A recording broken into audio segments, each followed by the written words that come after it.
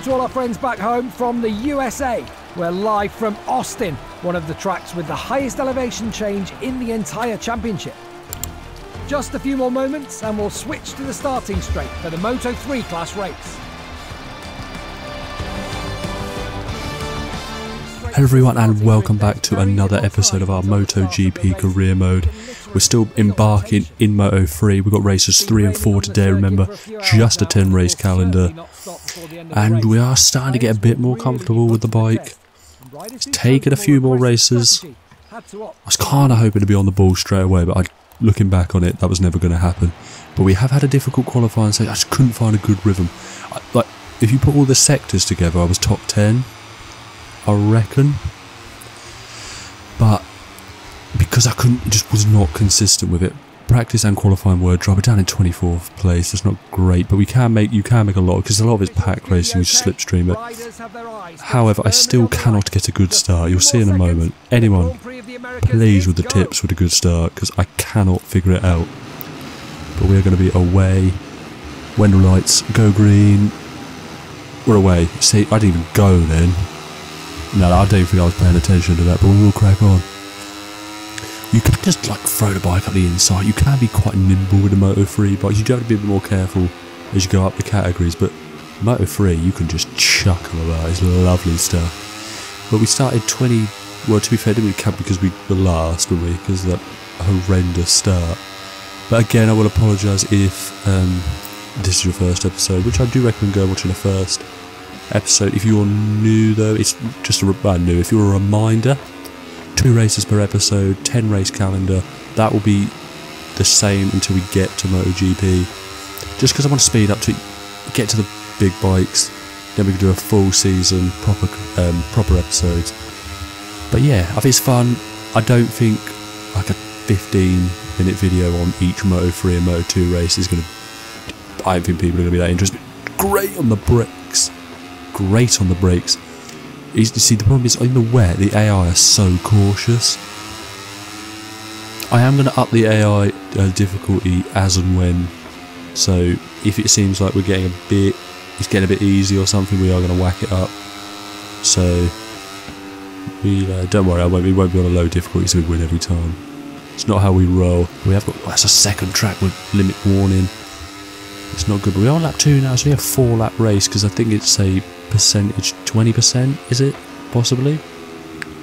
Cannot remember, but yeah, only 4 laps, so we're basically at half distance already. We're not at half distance already. But we're going to sweep underneath. We've got stuff up into the top 10. Now, I would take a top 10 finish here. I'll be more than happy with a top 10 finish. You see, I'm not great with it. I don't really watch Moto3. I really apologise about that, but we've done up the inside from the KTM. Now, so I'm riding the KTM in the middle of MotoGP, but once you get on Power Mode Map 3, Slipstream, you're away with the fairies, mate. You are gone. You are Romeo gone.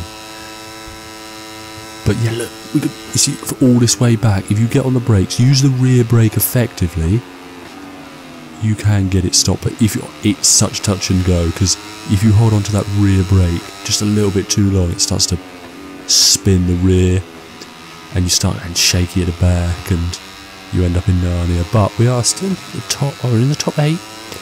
We are making silly mistakes, and they just chuck it up the inside in this category, but I'm all for that. But again, we're on lap 3 now, and we are still in 8th place. That's a little bit of an error as we bump over the curb, trying to keep ourselves consistent. We are decent in the straight and off that hairpin. That's where we're good. So we need to make sure we are getting the drive off that corner, because they brake so late. We're up in the 7th, so I think I've not shown you an overtake somewhere, but that's fine. It don't matter. If you miss a couple of overtakes, it's not going to be the end of the world. I hardly think you're going to lose sleep over it. And then we run wide, allows the KTM underneath us. That is difficult times, but we're quite good on the long-ish corners, the sweeping corners. This bike is not too good in the wet conditions, slow corners. Now, I don't know what. I don't think it's entirely spec Moto3. I could be wrong. If I'm wrong, let me know. I don't think it's entirely spec though. But we will see. Well, we'll see. I'll find out for the next episode and report back, unless someone politely tells me in the comments. Which, polite, please, no need to shout. But But we have got a teammate. See, there's decent race pace in the bike, but we're making few little errors here and there that has cost us. We probably should be in the top 6 pace-wise if we're just going off pace. But we're making these little errors, we're wide in corners. But again, we're still learning the game, we're learning the track, we're learning the bike.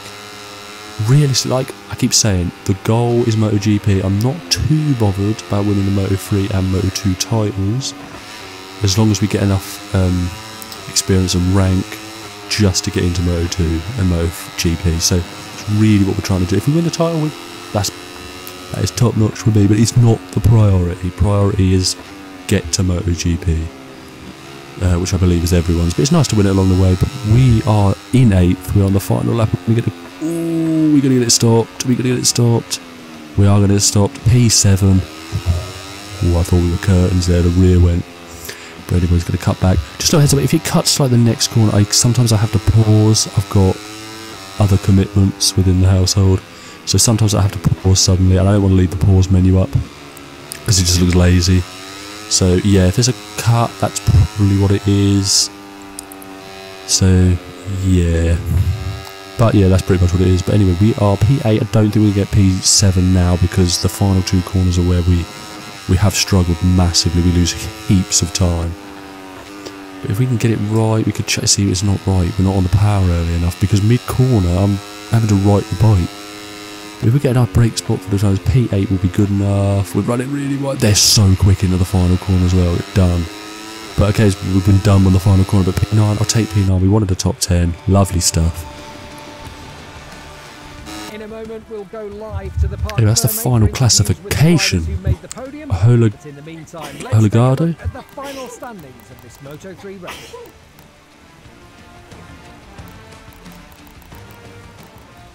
Right, this is a championship standings after the 3rd round. We are not embarking in the top 10. We are 11th though, 16 points, 50 points back.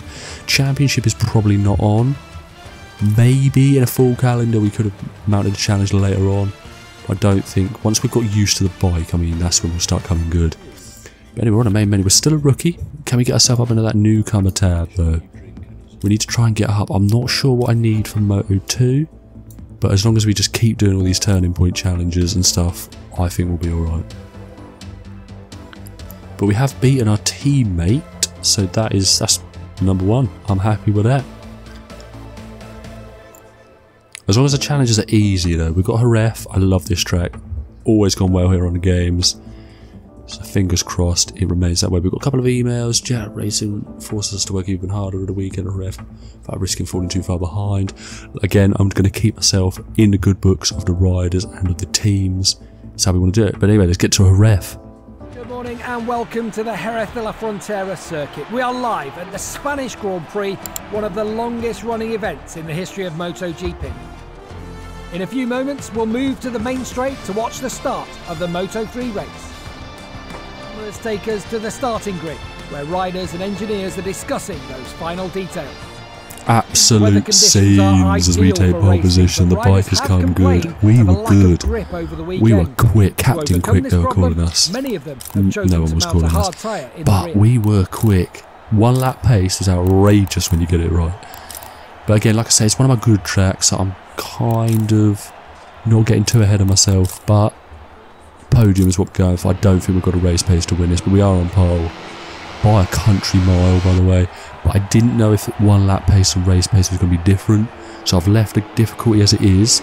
If I win by a mile or quite comfortably, it's going to be put up massively, so do not worry about that. We're still learning the game and all that and where we need to be, which will have it correct for when we eventually get into MotoGP, so do not worry.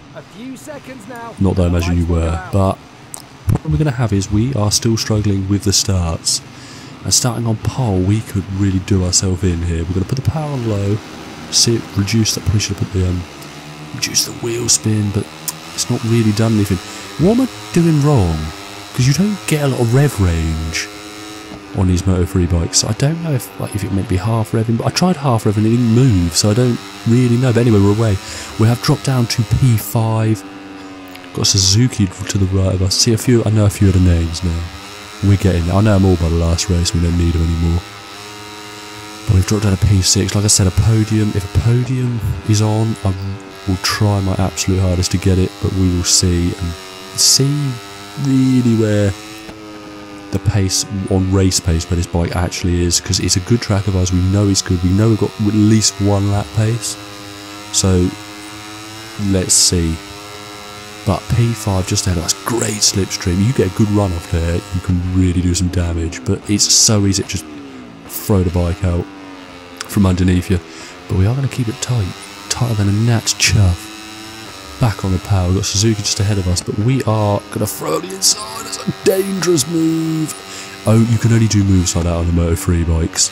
They're so nimble, so light. You can generally only get away with doing stuff like that on a Moto3 bike. I mean, you obviously wouldn't do it in real life, but it's a game, so...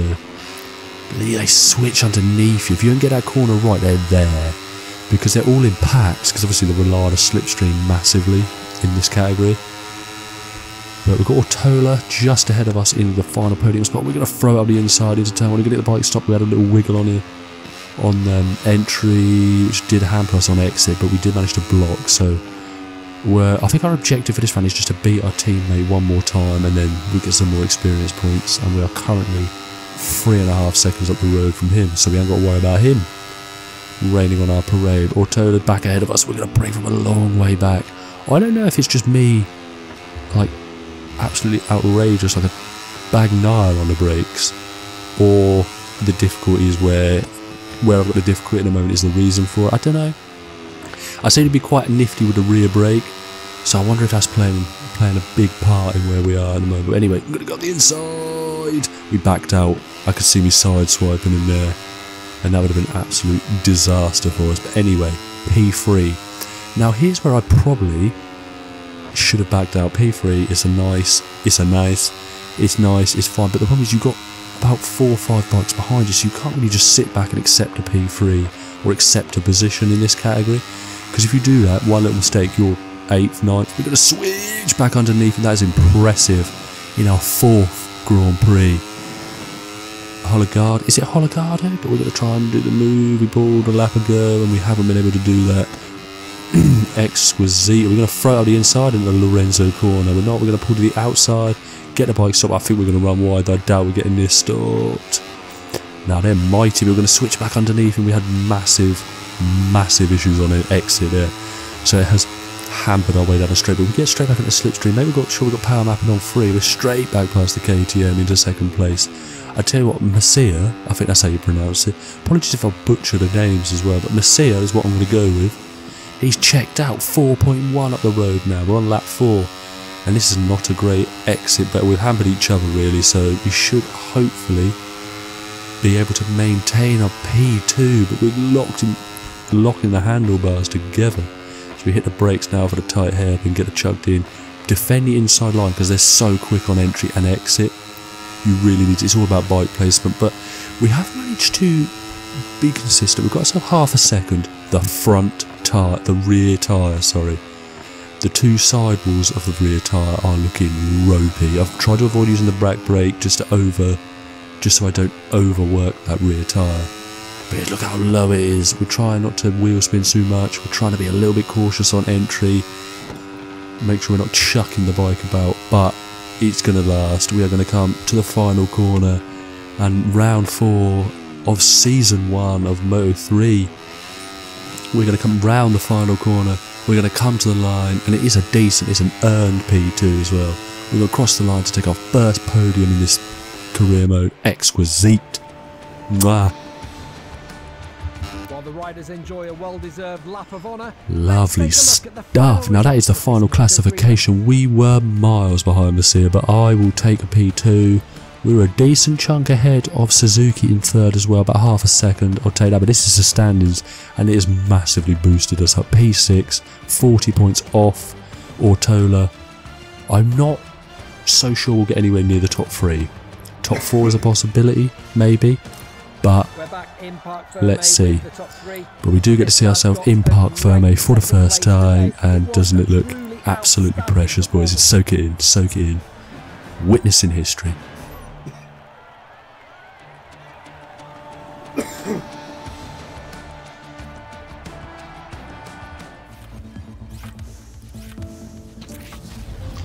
decent stuff. Or we are a newcomer now. Rising Star is next. I'll assume the one after that is the Moto2 rank that we need.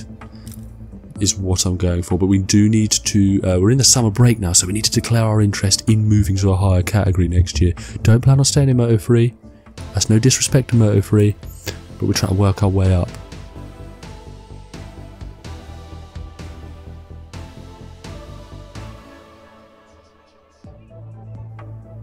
Lovely stuff. Now, next up, we've got some emails or text to reply. The entire team have been working incredibly hard. The fact the game scored a second doesn't surprise me. Big up your damn self.